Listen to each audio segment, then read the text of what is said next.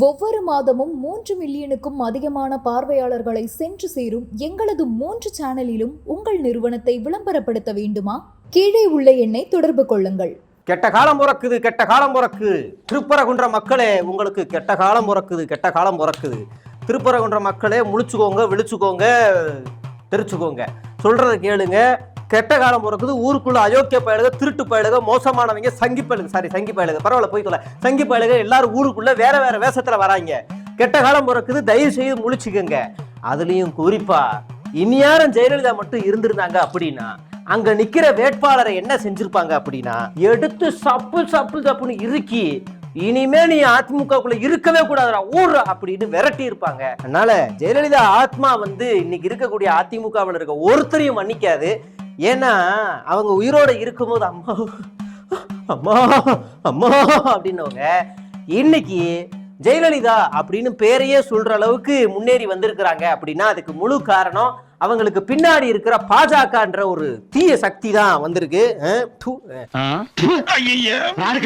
அதனால பாத்தீங்கன்னா திருப்பரங்குன்ற மக்களே, அதிமுகவில் இருக்கக்கூடிய உண்மையான விசுவாசிகளே, அது அதிமுக கட்சி இல்ல, அது பாஜகவுக்கு ஒரு 6 மாசத்துக்கு அடமானம் வச்சிருக்கிறாங்க.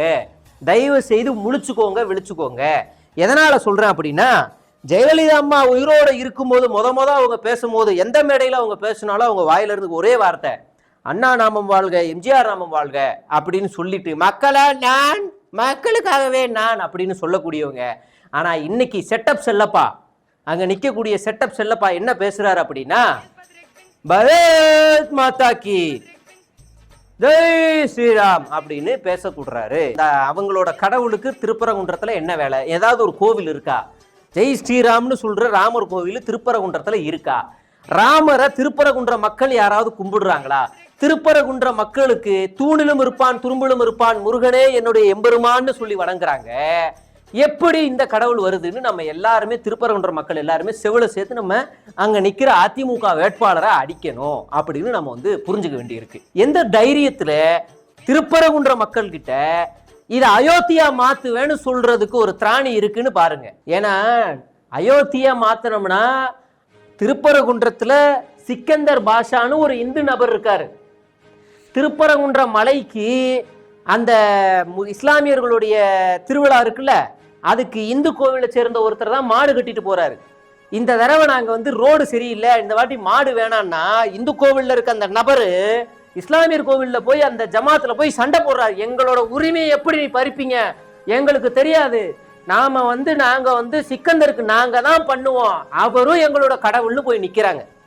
எனக்கு குழந்தை பிறந்துச்சுன்னா உன் பேரையே வைக்கிறேன் சிக்கந்தர் பாஷா அப்படின்னு இந்துக்கள் போய் வேண்டிக்கிறாங்க. குழந்தைக்கு உடம்பு சரியில்லைன்னா மந்திரம் பண்ணி அந்த ஏதோ ஒன்று பண்ணுவாங்களா இஸ்லாமியர்கள், அதுக்காக படையெடுத்து போறாங்க. இவ்வளவும் காலங்காலமா நடந்துகிட்டு இருக்கு. இன்னைக்கு வந்துட்டாங்க திடீர்னு, பிரிக்கிறோம் பிரிக்கிறோம் பிரிக்கிறோம், ஐயோ அம்மா இந்துக்கள் நசுக்கிறாங்க. யாராவது ஒரு இந்துக்கள் திருப்பரங்குன்றத்துல பாதிக்கப்பட்டிருக்காங்களா இஸ்லாமியர்களால? இஸ்லாமியர்கள் அவங்கள அடிச்சிருக்காங்களா, துன்புறுத்திருக்காங்களா, ஏதாவது பேசியிருக்காங்களா, இல்ல இந்துக்கள்லாம் இஸ்லாமியர்களை பேசியிருக்காங்களா? 2 பேரும் எனக்கெல்லாம் சரியான ஆச்சரியங்க. எனக்கெல்லாம் ஒரு ஹோட்டல்ல போய் சாப்பிட்றேன். ஹோட்டல் பிரியாணி கடை, மட்டன் பிரியாணி கடை. ஓனர் இந்து, வேலை செய்யற எல்லாருமே இஸ்லாமியர்கள். சாப்பிடும்போது அவர் ஒன்னா உட்காந்து சாப்பிடுறாரு. இதுதான் தமிழ்நாட்டு அழகு, திருப்பரங்குன்ற அழகுன்னு நம்ம பாக்குறோம். முஸ்லிம் ஃப்ரெண்ட் இல்லாத ஒரு ஹிந்துவை இங்க நீ பார்க்க முடியாதுடா. இதை சிதைக்கிறதுக்காகவே செட்டப் செல்லப்பா இறங்குறாரு. நான் விட மாட்டேன், ஜெய் ஸ்ரீராம் அப்படின்னு இறங்குறவருக்கு எப்படியே நாம ஜெயிச்சிருவோம், இந்த தடவை கூட்டணி கட்சி கொடுத்துருவாங்க, நாம விளக்கு ஏத்திடுவோம், இஸ்லாமியர் கோயிலை இடிச்சு தள்ளிடுவோம், வாடா என்கிட்ட பக்கம் மோடி இருக்காப்புலடா, வாடா என்கிட்ட அண்ணாமலை இருக்காப்புலடான்னு ஆரவாரமா ரெடியா இருந்தாப்புல. ஆனா திமுக ஒரு பெரிய குண்டை தூக்கி போட்டுருச்சு. என்னன்னா திமுகவுக்கு சீட்டை கொடுத்துருச்சு. எனக்குன்னே வருவீங்களாடா? அதுலயும் ஒரு பெண் வேட்பாளர் கொடுத்துருச்சு. எரியாத இடம்லாம் எரியுதுங்க, எரியாத இடம்லாம் இவங்களுக்கு எரியுது. கதை என்னடா எரியுதுடி மாலா, போடு. அசிங்கம்ல, தோத்துட்ட அசிங்கம்ல, கேவலம்ல, என்னடா செய்யறதுன்னு தன்னுடைய செல்லப்பாவின் செல்ல மகனான ராஜன் சத்யன் அவர்களை அப்படியே அங்கே ஐடிவிங்களே உள்ள அவங்க சொல்லிட்டாங்க, என்ன மாதிரி அவர் பொறுப்புலே இல்லடா தூக்கிட்டாங்க. அன்அஃபிஷியலாக வார் ரூமே அங்கே தான் இயங்குது. அவர் வந்து தன்னுடைய அப்பாவே செல்லப்பா தான் ஜெயிக்கணும் அப்படின்னு முழுக்க வேலை பார்த்துக்கிட்டு சில பல கறி துண்டுகளை அந்த அட்வொகேட் நெல்சன் மாதிரி ஆளுங்களுக்கு அப்படி தூவி விடுவார். அந்த அட்வொகேட் நெல்சனும் இப்போ பாருங்க அங்கிள், திருப்பரங்குன்ற மக்களே, உங்களுக்கு நாங்கள் என்ன சொல்கிறேன் அப்படின்னா, நான் ஒரு அட்வொகேட். என்ன அப்படின்னா, நீங்கள் பார்த்துக்கிட்டீங்க அப்படின்னா இன்னைக்கு யார் எதிர்த்து நிற்கிறோம் அப்படின்னா அவங்க ரொம்ப மோசமானவங்க. அவங்க வந்து அவங்க மேலே இந்த வழக்குகள் இருக்குது. அவங்க மேலே பார்த்தீங்கன்னா அவங்க இவ்வளோ குற்றச்சாட்டு. அதனால் அவங்கள நீங்கள் ஓட்டு போடாதீங்க. அஸ் அட்வொகேட்டா, அஸ் சுப்ரீம் கோர்ட்டா லாயரா, அஸ் ஜட்ஜா, அஸ் நான் என்ன சொல்கிறேன்னா இதான் நான் சொல்கிறேன். தயவுசெய்து நீங்கள் சிந்திங்க அப்படின்னு இந்த மாதிரி ஒரு கரித்துண்டுக்கு ஆசைப்பட்டு சில அட்வொகேட் லூசு பயல்களை கொண்டு போய் சேர்க்கிறாங்க. இவர் வந்து எந்த கட்சி சாயலும் இல்லைன்னு வந்து பெருமை பீத்திக்கிட்டு இருப்பாரு. ஆனால் நமக்கு வந்து சாயம் பூசுவாப்புல, என்ன மாதிரி ஆளும் நீ தானடா நீ திமுக பேசுற அப்படின்னு. நான் என்ன சொல்லுவேன்னா, நான் ஓப்பனாகவே சொல்லுவேன், ஆமாடா நான் இந்தியா கூட்டணிக்கு தாண்டா ஆதரவு, என்னடா வெண்ண அப்படின்னு நான் கேட்டுருவேன். ஏன்னா நான் வந்து ஓப்பனாக பேசக்கூடிய ஆள். ஆனால் அவனை மாதிரி ஆளுங்கள்லாம் என்ன பேசுவாங்க அப்படின்னா, நான் ஒரு நடுநறி நக்கி, நான் நடுவில் தான் நின்று அப்படி பேசக்கூடிய ஆளுங்க. அதனால அவங்க போய் சீண்ட முடியாது. அவங்க ஒரு சில்லற பசங்க. சில்றன்றது தமிழ் வார்த்தை, சில்லற பயலுங்க. நாம அப்படின்னா நாணயமானவர்கள், ரெண்டு ஒன்று தான். இப்படி போட்டோம்னா நம்ம நாணயம்ல வந்துருவோம், அவங்க சில்லற பயலில் வருவாங்க. சில்லற பயலுங்க பேச்செல்லாம் வந்து கேட்காதீங்க. இப்போ அந்த அட்வொகேட் பி நெல்சன், அதனால நீங்க அவங்க ஓட்டு போடாதீங்க. அப்ப யாருக்குடா ஓட்டு போடணும் அப்படின்னு கேட்டீங்கன்னா, யோகிய உகா மத்த என்னதுடா வாய் ஓடுறது இந்த பயலை பத்தி பேசும்போது, அதாவது உலக உகா மத்தமர் அப்படின்னு பேசக்கூடிய செல்லப்பாவுக்கே ஓட்டு போடுங்க. செல்லப்பா உங்க வீட்டுக்குள்ள செல்லமா இருப்பாப்ல, செல்லப்பா உங்க வீட்டுல இருக்கக்கூடிய எல்லாத்துக்கும் செழிப்பா அள்ளி கொடுப்பாப்ல அப்படின்னு பேசக்கூடியவன் தான் இந்த அட்வொகேட் பி நெல்சன். பி என்னடா என்னடா பண்ணிக்கிருக்க, வேலையை போய் பொழப்ப போய் பாடுறா, ஏன்டா அப்படி பண்ணியிருக்க நீ? நான் யாரு நல்லவன் உத்தமன் பேசுறவன் யாரு சொல்லு? நல்ல மனசாட்சி இருக்கா? நீ எல்லாம் சோத்த திங்கிறியா இல்லை அப்படி நான் கேட்க மாட்டேன். மைனர் அண்ணன் மாதிரி வேற மாதிரி கேட்பேன். நீ சோத்த வாய் வழியா தான் திங்கிறியா இல்லை போய் போட்டு அப்படி உட்காந்துருவியா அப்படி கேட்பேன்.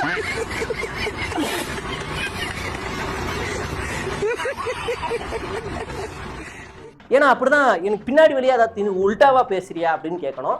நீ உலகமாக உத்தவர்னு யாராவது ஒரு சுயேட்சை வேட்பாளரை கையை காட்டினா கூட சரி, இவன் யாரு எதையோ சொல்றான் போலன்னு நம்ம பார்க்கலாம். போயும்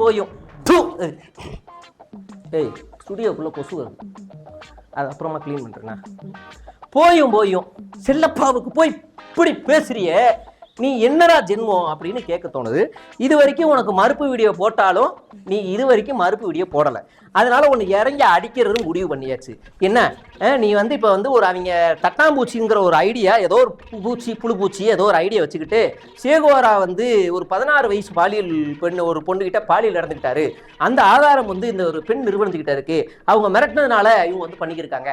நான் இப்போ என்ன கேட்குறேன், விஜய் மாதிரி பேசணும். I am coming. வெக்கமான சூடு திராணி திரில்லு எது இருந்தாலும் சொல்றா, அவுத்துடுறா என் மேல இருக்க ஆதாரத்தை, ப்ரூஃப் இருந்தா அவுத்துடுறா வெண்ண அப்படின்னு நான் தைரியமா கேட்பேன். இப்ப இந்த மாதிரி அவங்களால பேச முடியுமானா பேச முடியாது. ஏன்னா அவங்க எல்லாருக்குமே இப்படி காலை இப்படி வச்சாலும் இப்படி ஆடும்.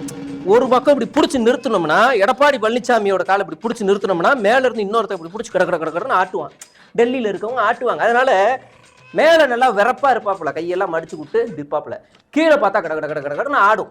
அதனால தான் சொல்றேன், நீங்க மோதுற இடம்ன்றது சாதாரணமான ஐடியாலஜிக்கெல்லாம் மோதுங்க. இந்த மாதிரி சில்லற புத்தியெல்லாம் காமிச்சுக்கிட்டு என் மேல இப்படி இருக்கு அப்படி இருக்குன்னீங்கன்னா, நீங்க இந்த வீடியோ போட வேண்டாம் தான் நினைச்சேன். ஆனா எப்போ எனக்கு இப்படி நோண்ட ஆரம்பிச்சேன்னா, மகனா அதிமுகவில் நீங்க எல்லாம் என்ன யார் என்ன நமக்கு தெரியும்ல, தாவேகாவுக்குள்ள உள்ள விட்டு விரல விட்டு நோண்டி எடுத்து யார் எப்படின்னு படம் போட்டு காட்டுற எனக்கு இப்படியும் போட்டு விட்டுருவோம். அதனால ஐடியாலஜிக்கலாக போது அப்படின்னு நம்ம சொல்லுவோம். அதனால நான் ஏன் சொல்றேன் அப்படின்னா, கெட்ட காலம் பிறக்குது மக்களே. அட்வொகேட் பேர்ல உள்ள வருவானுங்க திருப்பரங்குன்றத்துல, அப்புறமா தாவேகான்ற பேர்ல ஒரு RSS வாதியை இறக்குவாங்க, இல்ல செல்லப்பா மாதிரி இறக்குவாங்க. இப்போ செல்லப்பா இஸ் ஈக்குவல் டு தாவேகா வேட்பாளர் CTR நிர்மல்குமார், முட்டா தற்கூரி மைனஸ் முரட்டு தற்கூரி இஸ் ஈக்குவல் டு வேற ஏதாவது குறி வச்சுக்கோங்க, உங்க விருப்பம். இப்போ அது கெட்ட வார்த்தையை கூட போட்டு வச்சுக்கோங்க, அது எனக்கு தேவையில்லை. உங்களுக்கு விருப்பம் தான் கமெண்ட்ல கூட அந்த குறியை சேர்த்து சொல்லிக்கோ கெட்ட வார்த்தையோட. எதுக்காக சொல்கிறேன் அப்படின்னா, நம்ம CTR நிர்மல்குமாருக்கும் செல்லப்பாவுக்கும் ஓனர் ஒன்று தான், சம்பளம் ஒன்று தான், கொள்கை ஒன்று தான், கோட்பாடு ஒன்று தான், திட்டம் ஒன்று தான், ஐடியாலஜி ஒன்று தான், எல்லாமே ஒன்று தான். அப்போ அவங்களோட நோக்கம் என்ன அப்படின்னா, அங்கே இருக்கிறத பிளவுபடுத்தி ஏற்படுத்தி திமுக தோக்கடிச்ச உடனே இந்து விரோதிய இந்த இந்து பூமிடா நாங்கள் நிரூபிச்சிட்டோம் பாரு, இந்துக்கள் வந்து திமுகவை நிராகரிச்சுட்டாங்க அப்படின்னு ஒரு நெரேட்டிவ் செட் பண்றதுக்காகத்தான் இந்த சில்லற புத்தி சில்லுக்கொலைகளை எல்லாத்தையுமே நீங்கள் செஞ்சுக்கிருக்காங்க. அவ்வளோதான். சரி, நம்ம திமுக மேலே அவ்வளோ அலிகேஷன்ஸ் எல்லாம் வைக்கிறாங்க. இது எல்லாமே 2006 அப்போ பண்ணது. அதுக்கப்புறம் அந்த வழக்கு குவாஷ் ஆகுது, இதெல்லாம் பண்ணுது. சரி, நீ வைக்கிற நீ யோகியத்தினுடைய சிகாமணியா? டிக்ஷனரியில் யோகியம் அப்படின்னு திரும்பி பார்த்தா செட்டப் செல்லப்பான்னு இருக்கணுமா இல்லையா? நல்லவர் அப்படின்னா செட்டப் செல்லப்பான்னு இருக்கணும். மிக மிக தங்கமானவர், அப்புறம் வந்து வாரி வழங்குவார், பாரி வள்ளல் அப்படின்ற பெயர்களுக்கு எல்லா இடத்துலையும் இன்னொரு அர்த்தம் செல்லப்பான்னு இருக்கணுமா இல்லையா? அப்போ நானே என்ன பண்ணுவேன்னா, அந்த வந்துட்டு நான் ஓட்டு போடுறேன்னு வந்து ஓட்டை போட்டு நான் அப்படி வந்துடுவேன். செல்லப்பா அப்படி இருந்தாப்பெல்லாம் வந்துடுவேன். ஆனால் அவர் அண்ணன் என்ன செஞ்சார் அப்படின்னா, தேக்கு வளர்றதுக்கு எவ்வளோ வரும் சீமானன்ட்ட கேட்டால் சொல்லுவாப்பில். நான் செவனேந்தானா போய்க்கிருந்தேன். இப்போ தற்சார் பொருளாது. தேக்கு வளர்றதுக்கு எவ்வளோ வருஷம் ஆகும்? குறைஞ்சபட்சம் எவ்வளோ வருஷம் ஆகும்? நீங்கள் கூகுள் பண்ணி பாருங்கள். 3 வருஷத்துக்கு ஒரு நிலத்தை குத்தகைக்கு எடுத்து அதில் நீங்கள் இந்த சின்ன சின்னதாக தக்காளி, வெங்காயம், அரிசி அப்படி இப்படின்னு ஏதாவது பீன்ஸு, பூண்டுக்காய், பூண்டு எதையாவது போட்டு விடுவோம். அது கொஞ்சம் வளரும். 3 வருஷம் குத்தகை முடிஞ்சதுக்கப்புறம் லேண்டை கொடுக்கும். ரொம்ப தெளிவாக செட்டப் செல்லப்பா அவர்கள் தேக்க போடுறாப்புல. தேக்கு பல வருஷமாக வளரும்ல, வளர்ந்ததுக்கப்புறமா இது இன்னும் வளரல, அதனால் இந்த நிலை எனக்கு திருட்டு. தன்னுடைய வீடு சர்ச்சு பேரில் தான் இருக்குது, திருட்டு. மேயரில் இருக்கும்போது என்ன பண்ணார் தெரியுமா? டேய் நெல்சா, பி நெல்சா, எங்கடா அவன்? டேய் நெல்சா எங்க வா உனக்கு ஒன்னதான் தேதிக்கு இங்கே வா. அதாவது இப்போ நான் ஒரு பட்டியல் போடுவேன். நீ உண்மையிலே சோத்தது நீ வாய் வழியாக தான் திங்கிறேன்னா, இப்போ செல்லப்பாவுக்கும் நீ வீடியோ போட்டேன்னா நான் உன்கிட்ட வந்து மன்னிப்பு கேட்பேன்டா. சரியாரா? இப்போ போடுறேன். நான் இப்போ பட்டியல் போட போகிறேன். செம்ம சீனிக்குது இன்னைக்கு. போகுமா செல்லப்பா? சரி, பி நெல்சா போகுமா? வேற யாராவது நல்ல நடுநிலை சங்கின்றவங்களாம் வந்துருங்க. செல்லப்பாவுக்கு முட்டை தூக்கி நிப்பாட்டுறீங்க எல்லாம் பாருங்க. இந்த வீடியோ பாருங்க. அண்ணனை பத்தி எல்லாத்தையுமே சொல்ல போறேன். உண்மையிலே நீங்களா நடுநிலை நக்கியா இருந்தீங்கன்னா இந்த வீடியோல நீங்க எல்லாத்தையுமே நாளைக்கே இதெல்லாம் போடுறீங்க. ஓகேவா? அதிமுக பொதுச் செயலாளராக இருந்த அம்மையார் ஜெயலலிதா அவர்களால் ஒழுங்கு நடவடிக்கை எடுக்கப்பட்டு கட்சியிலிருந்து நீக்கப்பட்டவர் செல்லப்பா. எத்தனை முறை? 1, 2, 3, 4, 5, 6, 7, 8. அட பாவி, 8 முறை ஜெயலலிதாவால கட்சியில இருந்து தூக்கப்பட்ட ஒரு ஆளுக்கு போய் முரட்டு முட்டு கொடுக்குறியே பி நெல்சா, உன்னை நான் எவ்வளவு பெரிய ஆள நினைச்சேன். எப்படி இருக்கியடா? சரி, அடுத்த கட்டத்துக்கு வருவோம். அடுத்ததாக 1983 ஆண்டு புரட்சி தலைவர் எம்ஜிஆர் அவர்கள் தலைமையிலான ஆட்சி காலத்தில் சாராய ஊழல் நடைபெறுகிறது என குற்றம் சாட்டி எஸ்டி சோமசுந்தரம் அவர்களுடன் இணைந்து அன்றைய ஆளுநரை சந்தித்து எம்ஜிஆர் ஆட்சியை கலைக்க மனு அளித்தவர். பாவி, எம்ஜிஆர் இவ்வளவு நல்லவர் தெரியுமாடா? எம்ஜிஆர் ஆட்சியை கலைக்க வேலை பார்த்திருக்கீங்களா செல்லப்பா? நெல்சா, இந்த ஒண்ணுத்துக்காக நீ வீடியோ போடு. சீரியஸா சொல்றேன். சோத்தை தான் நீங்க இருக்காரு. சீரியஸா சொல்றேன். எம்ஜிஆர் ஆட்சி, அந்த சிடிஆர் சார் என்ன தேடுறாங்க? எம்ஜிஆர் ஆட்சி, உங்க தலைவர் எம்ஜிஆர் வச்சு விளம்பரம் பண்ணி இருக்காப்ல இல்ல விஜய். எம்ஜிஆர் ஆட்சி கலைக்க வேலை பார்த்திருக்காப்ல சார். நான் எதை வேணாமா இருப்போம் சார். எம்ஜிஆர் ஆட்சியை கலைக்க வேலை பார்த்திருக்கீங்க. சரி, இன்னைக்கு அந்த போட்டோ பின்னாடி வேற வச்சிருக்கீங்க. வெக்கமா இல்ல? என்ன சார் நீங்க சாராய ஒரு பெரிய மனுஷன் நினைச்சேன் சார். என்ன சார் சொல்ற மாதிரி பண்ணிருக்கீங்க? சரி, அடுத்த விஷயத்துக்கு வருவோம். ஜெயலலிதா அவர்கள் ராஜன் செல்லப்பாவை நாடாளுமன்ற மேலவை உறுப்பினராக நியமித்தார். ஆனால் அந்த நம்பிக்கைக்கு மாறாக ஜெயலலிதா அவர்களுக்கு எதிராக 8 மேலவை உறுப்பினர்களை பிரித்து அதிமுக ஆட்சியை கைப்பற்ற முயன்ற நெல்சா சத்தியமா நெல்சா, நான் வேணா உனக்கு ஒரு சூனிய மந்திரம் தரேன். சீரியஸா வந்து அதை போட்டு விட்டுரு, ராஜன் சமம் முடிச்சு விட்டுரு.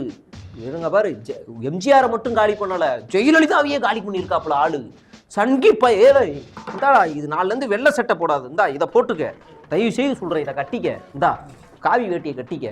எதுக்கு நீ இப்படி வெக்கமில்லாமல் அலையிற வெள்ளை சட்டை போட்டு? சி, எல்லாருமே சொல்கிறேன். அதிமுக நாளைக்கு இருந்து திருப்பரங்குன்றத்தில் போகும்போது இதை கட்டிக்கிட்டு போங்க.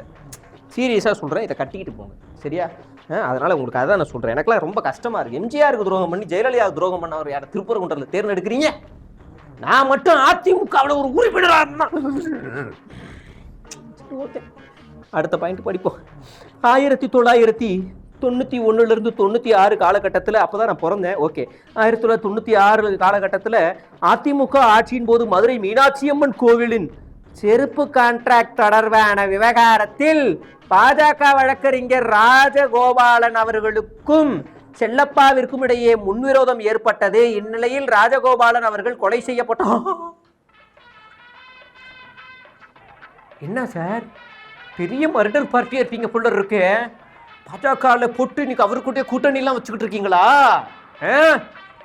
பரவாயில்ல சார், அரசியல்ல நிரந்தர எதிரி இல்ல, நிரந்தர நண்பன் இல்ல, நாளைக்கு வெட்டிப்போம் குத்திப்போம், என்னங்க மதுரைக்கு வரீங்க என்னங்க அப்படின்னு நீங்க சொல்லிக்கலாம். பட் ஆனா எனக்கு இது ரொம்ப பயமா இருக்கு. கொலை செய்யக்கூடிய அளவுக்கு நீங்க பெரிய ஆளா? சரி, அது என்ன வழக்கு என்னன்னு தெரியல. பட் இருந்தாலும் நமக்கு சோர்ஸ் வந்திருக்கு. பட் அடுத்ததாக நம்ம பாயிண்ட் பார்க்க போகிறோம். இதனை தொடர்ந்து அந்த கொலை வழக்கின் தொடர்பாக சிபிஐ விசாரணைக்கு ராஜன் செல்லப்பா அழைக்கப்பட்டு விசாரிக்கப்பட்டார் என்பது குறிப்பிடு. சிபிஐ அப்போவே சிபிஐயா? பலையாளா இருக்கிறாப்பிள்ளையா இவரு? சரி, இது மட்டும்தான் நான் என்னப்பா நீ ரொம்ப கம்மியாக சொல்கிற, இவ்வளவு தானேப்பா, இதெல்லாம் ஒரு விஷயமா அப்படின்னு நீங்கள் பேசலாம். பட் இருந்தாலும் செல்லப்பாவை பற்றி இன்னும் நாங்கள் பல விஷயங்களை நாங்கள் தேர்ந்தெடுத்து என்றும் சொல்ல இருக்கிறோம்.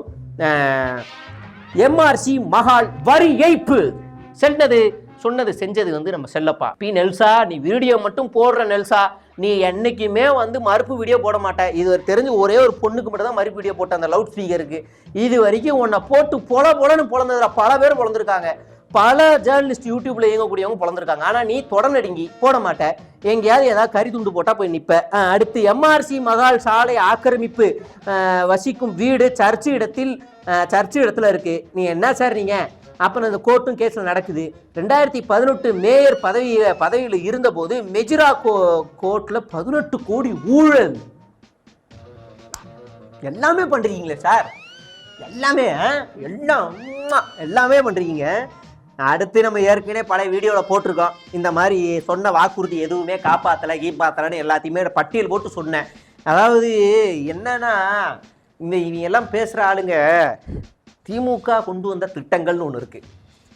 மகளிர் உரிமை தொகை, மகளிர் விடியல் பேருந்து. அதாவது இலவசம்ன்ற பேர் வரல, உரிமை தொகை விடியல் பேருந்துன்னு வருது.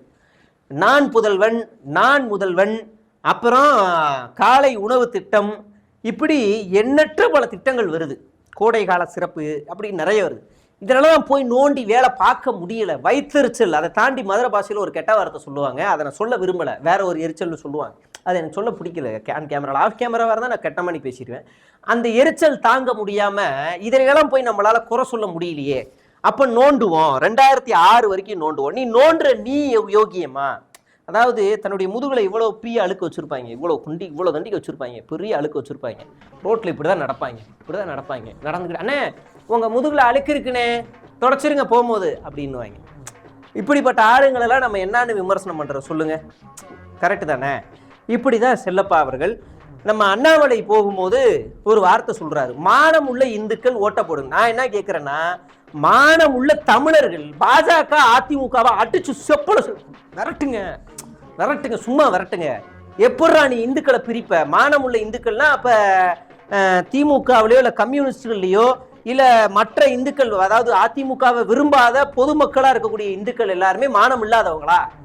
இப்போ நீ கட்சியெல்லாம் விட்டுருங்க, எந்த கட்சியும் சார்பு இல்லாத ஒரு இந்துக்கள் இருக்காங்கல்ல இந்திய நாட்டில், தமிழ்நாட்டில் இருக்காங்கல்ல, அவங்களாம் மானம் இல்லாதவங்களா? நம்ம கேட்போம். இதை மட்டும் ஷார்ட்ஸ் ஆக்கி நீங்கள் வைரல் பண்ணுங்க. நான் என்ன கேட்குறேன்னா, திருப்பரங்குன்றத்தில் எந்த கட்சி சாராமல் இருக்கக்கூடிய இந்துக்கள் எல்லாரும் மானம் இல்லாதவர்களா? அண்ணாமலை சொல்கிறாருங்க, மானமுள்ள இந்துக்கள்லாம் அதிமுக ஓட்டு போடணுமா? போடலைன்னா மானம் இல்லைன்னு அர்த்தம்ன்றாரு. எப்படி இந்த பேச்சை பேசலாம்? இவங்க நம்ம இந்துக்களும் கிறிஸ்துவர்களும் இஸ்லாமியர்களும் எல்லாரும் ஒன்னா சேர்ந்து 3 பேரும் ஆளுக்கு ஒரு காலை எடுத்து எட்டி மிக்கிறீங்க. பாஜக அதிமுகவை எட்டி மிரிங்க. சீரியஸா சொல்றேன்.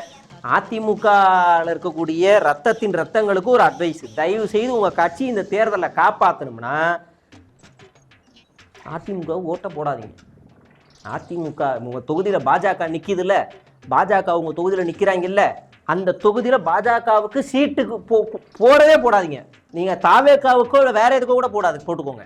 ஆனா பாஜகவுக்கு போடாதீங்க. பாஜக அங்க இந்த வாட்டி வரது எதிர்கட்சியாகி அதிமுகவை அழிச்சு கிழிச்சு தொங்க போடுறதுக்கு தான். பல இடங்கள்ல அவங்களால நேரடியா போக முடியலங்கிறதுக்காகத்தான் இந்த செல்லப்பா மாதிரியான ஒரு சப்ஸ்டியூட்டை நிப்பாட்டுறாங்க. செல்லப்பால ஒரு ஏஜென்ட் தான். எவ்வளவு துணிச்சல் தில்லு திராணி இருந்துச்சுன்னா, திருப்பரங்குன்றத்துல ஜெய் ஸ்ரீராம் பாரத் மாதா கி ஜேன்னு சொல்லுவாங்க. இந்த 2 வார்த்தை ஒரு மதத்துக்கு, ஒரு குறிப்பிட்ட மதத்துக்கான ஒரு கோஷமா இருக்கட்டுங்க, நல்லதுதான், ஓகே. ஆனா இந்த 2 வார்த்தையை வச்சு இந்திய நாட்டு முழுக்க எத்தனை இஸ்லாமியர்கள் கிறிஸ்தவர்கள் கொல்லப்பட்டிருக்காங்க. அது அப்போ அந்த வார்த்தையை நாங்கள் பார்க்கும்போது அதை புனிதமான நம்ம பயத்தோடு பார்ப்போமா? அந்த வார்த்தையே இங்கே வருது, அந்த வார்த்தைக்கு இங்கே என்ன வேலை? இங்கே யார் இங்கே பிளவுபடுத்துறா? இங்கே இருக்கக்கூடிய இஸ்லாமியர்களையும் இந்துக்களையும் யார் பிளவுபடுத்துறா? பிளவுபடுத்தக்கூடிய ஆளுங்களோட துணை நிற்கிற ஒரு திருட்டு கும்பலை அடிச்சு விரட்டணுமா இல்லையா? நம்ம எல்லாரும் சேர்ந்து அடிச்சு விரட்டக்கூடிய நேரம் வந்து விட்டது. அதனால இவங்க திமுகன்ற ஒரு வேட்பாளர் மேல சுற்றி இருக்கிற அலிகேஷன்ஸ் எல்லாம் வைக்கிறாங்க. ஆனால் இங்கே அதை விட மிக கேவலமாக இருக்கு. இவங்க மேலே இருக்க அலிகேஷன்ஸ் எல்லாத்தையுமே ஓப்பனாக அஃபிடவிட்டில் வச்சுருக்காங்க. ஓப்பனாக பாருங்க, ஐயோ பாருங்க பாருங்க மறைச்சிட்டாங்க. டே, தேர்தலே போட்டிடுற அளவுக்கு வந்திருக்கிறாங்க. ரெண்டாவது, கெட்டது மட்டுமே நம்ம பார்க்கக்கூடிய இடங்கள்ல இவங்க மீது நல்லது நிறைய இருக்கான்னு பார்த்தா, செல்லப்பா மீது நல்லது இருக்கான்னு பார்த்தா, உண்மையிலேயே செல்லப்பா மேலே நல்லது இருந்துச்சுன்னா இந்நேரம் நான் செல்லப்பாக்கு தான் நான் போய் நானும் பி நெல்சன் பக்கத்தில் நின்று தோளில் இப்படி கையை போட்டு, நெல்சா நீ சொல்றது நல்லா தான்டா இருக்கு, உண்மைடா, செல்லப்பா மாதிரியான ஒரு நபர்களை நாம் தேர்வு செய்வது நம்மளுடைய கடமையாக இருக்கிறது அப்படின்னு நான் பேசியிருப்பேன்டா நெல்சா. ஆனால் போட போட அப்படின்னு அடிச்சு விரட்ட வேண்டியது. ஏன்னா செல்லப்பா அவர்கள் என்ன செஞ்சாரு அப்படின்னா, எவனோ ஒரு முட்டா ஜோசியக்காரன் சொல்லியிருக்காங்க. எவனோ ஒரு முட்டா ஜோசியக்காரன் என்ன சொல்லியிருக்கான் அப்படின்னா, நீ அடுத்த 4-5 வருஷத்துக்கு உன்னோட எம்எல்ஏ அலுவலகத்துக்கு போனேனா உனக்கு கிழக்குல கண்டம், வடக்குல சூளம், முழுக்குல வத்தம், வித்தல வித்தம், அதனால அந்த பக்கம் எந்த பக்கம் போயிடாத, போகாத அப்படின்னு சொல்லியிருக்கான். அப்போ செல்லப்பா அவர்கள் சொல்லி இப்படி கேட்டிருக்காரு. அவரும் ஜெயலலிதா முன்னாடி இருக்கும்போது இப்படி இருப்பாப்புல, இப்போ ஒரு ஜோசியகனால் இப்படி இருந்துட்டு கேட்டிருக்காரு. அப்புறம் எங்கேயும் போகுது, நீ உன் கட்சி ஆபீஸ் இருந்துரு, அதை தாண்டி வெளியே போயிடாத, உன் 5 வருஷம் நீ தொகுதி பக்கம் போனா நீ சந்தை சுரிச்சிருவ, வடக்கில் கண்டம், கிழக்கில் சூளம், முயக்கில் மூலம், பீக்கில் பாலம் அப்படின்னு சொல்லி மண்டைய கழுவி ஒரு பல லட்சங்கள் அந்த ஜோசியக்காரன் பிடுங்கிட்டான்.